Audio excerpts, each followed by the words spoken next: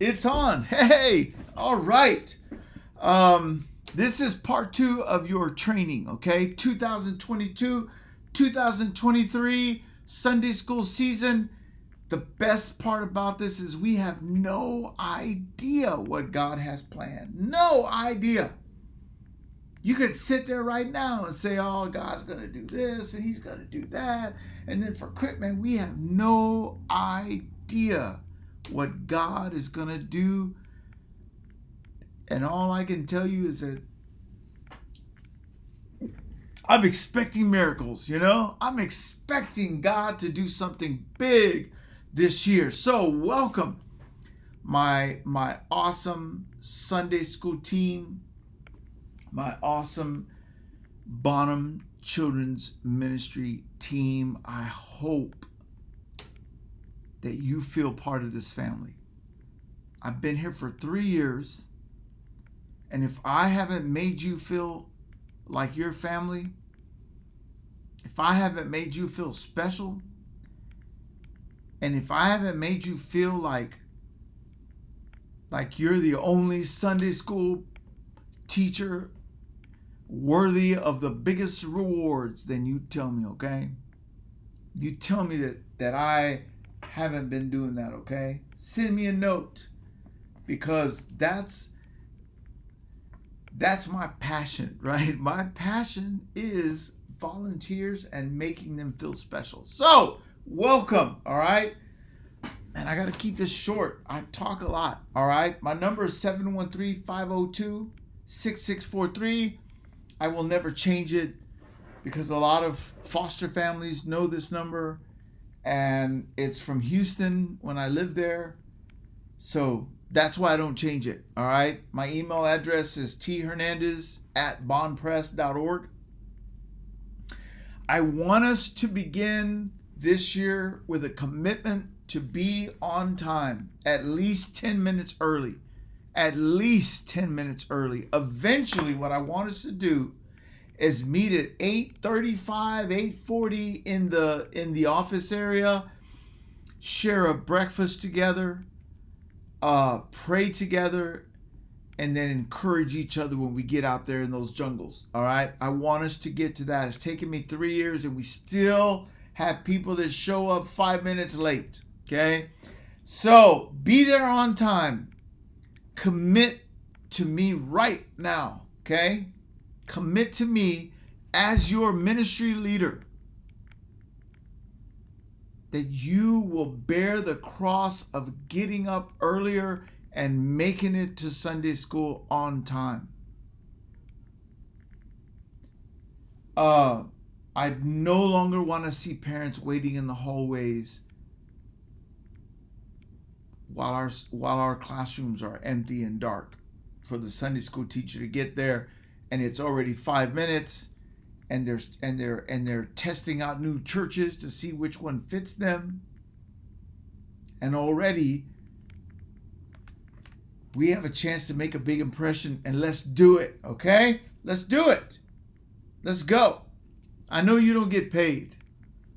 I know I can't tell you what to do, but I'm asking you, okay? As your ministry leader, I know what it's like when parents walk in and there's already a teacher there, already prepared for her student or his student. I know what that does to people. I know what it does. And so let's do it, all right? You can't be alone in a room with a kid. Let me tell you some things that I saw this semester, this past semester. I was walking down the hallway, and there was a Sunday school teacher standing outside his front door, and there was a little kid playing games on the ground, and he didn't have to say anything to me. I knew what was going on. He couldn't be in that classroom because his assistant was late. And he did the right thing, right? It's not because we think you're going to molest our kids or hurt them. It's because we want parents to realize that we take that stuff serious, and if it's going to be, and if you walk in and there's nobody else in there, that you can leave that classroom knowing that we take this stuff so serious that automatically teachers know what to do. Okay? So, our curriculum videos are out. Check them out. The one thing that I want you to know today is that every week, or maybe once a week, I'm going to send you all 4 weeks, whatever, is we're going to send this to you, and this is going to be your leader guide, all right?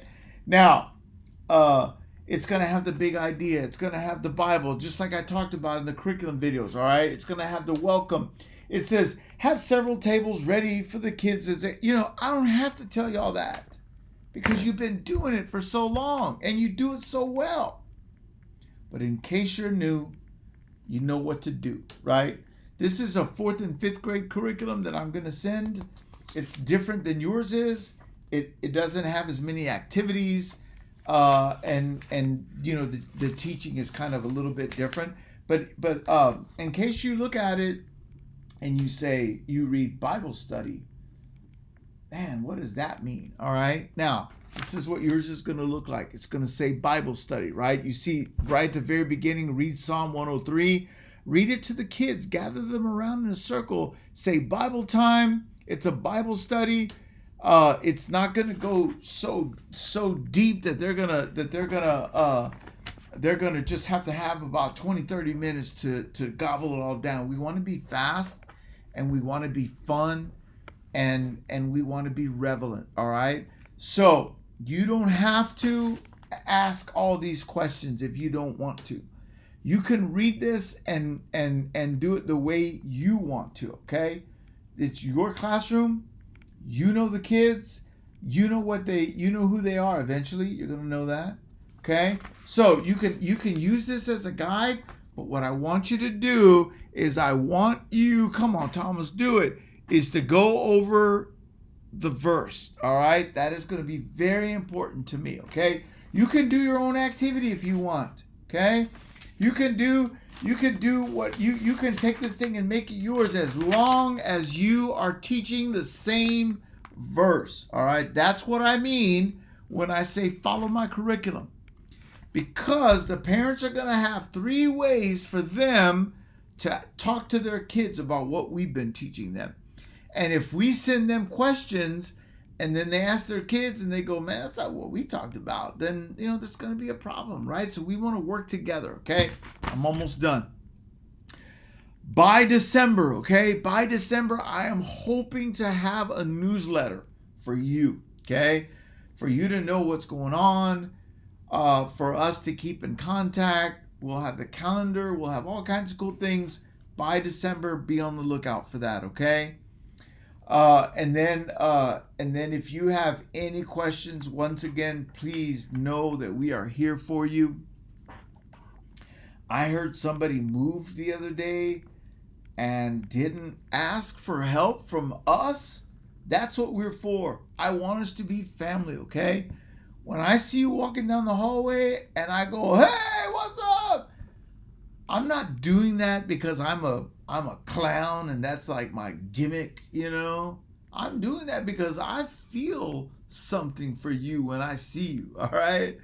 When I see y'all, man, my heart just gets filled with joy because we are a family and we're on the same team, Man, when I'm preaching to an audience, I don't really know them, but when I'm up there and I see you, man, don't think that a little electric current doesn't strike me because you're family, all right? I want us to be family, and I want us to always be a team, all right? I love you guys. If you have any questions, all right, you're going to walk into your classroom, and there's going to be a red cross on the cabinet. You know what it is, right? Behind that cross is what? The first aid kit, okay? Something happens and you panic, you don't have time to run around and look inside of drawers and flip books around. Go right to that red cross. That's where it is. It's full of gauze and it's full of band-aids. If you get a big cut, wrap it in gauze and take it to us, okay? Take it to us and we'll take care of it from there, okay? Remain calm. Make sure that the classroom remains calm. And then we will take care of that kid. All right? Get to know your students. Let them ask lots of questions. Don't be afraid to share your life, okay? 20 years from now, you'll remember them. They may not remember you. But what I want them to remember above all things at Bonham Children's Ministry is that they were loved and they were cared for, okay? You know, you can have all the books that you have, the 10 ways to teach kids, the 5 things, you know, the 20 activities to make sure your kid is saved. You know, there's tons of those books, and people give them to me all the time. Come up to my library, and if you see some you want, you can have them, okay?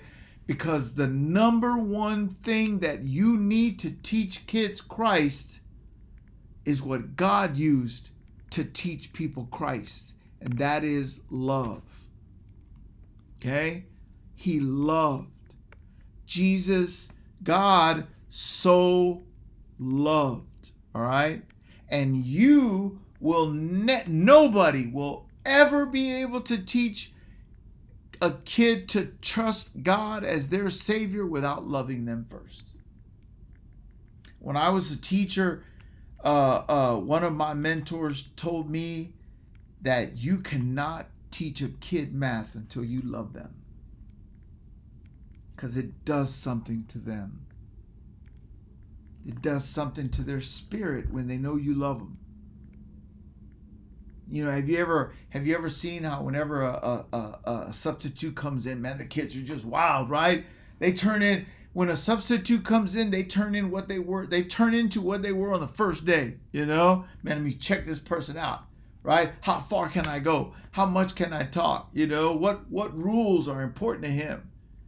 Because they're figuring out who is this person, and how do they feel about me? Any Sunday school teacher, any teacher will tell you. Ask Rachel. Okay, ask Rachel. The kids will look at you and wonder, how do they feel about me? You know? They know how they feel about themselves. And they want to know, do you feel about them the way they feel about themselves? Okay? I've told all of you the story. I had a little boy that wrote on his hand, and I remember I saw him do it, and he hit it. So automatically, you know, like my ears went up, and I'm like, hey, what's going on over there? He wrote on his hand, Thomas, I know you think I'm stupid. I know you do. He misspelled everything, right? And he's like, but I'm really not stupid. And I remember, like, I saw that, and I was like, bro, why would you think that I think you're stupid? You know? And I said that hugging him, and my eyes were all, because I was hurt. And he says, everybody else thinks I'm stupid. And you know, it's like, what? We want our kids to know that whatever relationships that you have, this one is going to be different. The one you have in that classroom with you is going to be different. Okay? So, I love you guys, and I'm here for you, all right? It's going to be a long year. We're going to go through a lot of things, okay? We have no idea what's coming. But we are going to be here together. We are here for you. We want to serve you. If I'm not serving you, you tell me, okay? If I'm not making you feel special, if I haven't said your name, if I haven't just made you feel like you're the most important person in the world, you tell me. Okay? I love you guys, and let's just see what God has for us, all right? Bye-bye.